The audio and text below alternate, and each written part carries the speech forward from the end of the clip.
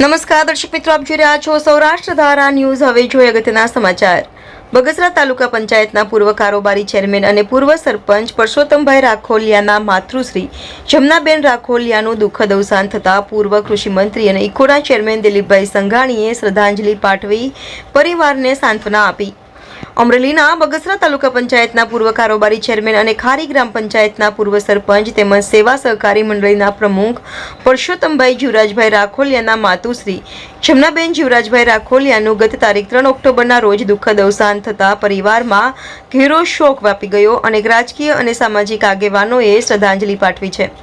ત્યારે ગુજરાત સરકારના પૂર્વ કૃષિ મંત્રી અને ઇકોના ચેરમેન દિલીપભાઈ સંઘાણીએ જમનામાની પ્રતિમાને પુષ્પાંજલિ અર્પણ કરી શ્રદ્ધાંજલિ પાઠવી પરિવારને સાંત્વના પાઠવેલ, જેમાં અમર ડેરીના ચેરમેન અશ્વિનભાઈ સાવલિયા અનેક મહાનુભાવો ઉપસ્થિત રહેલ।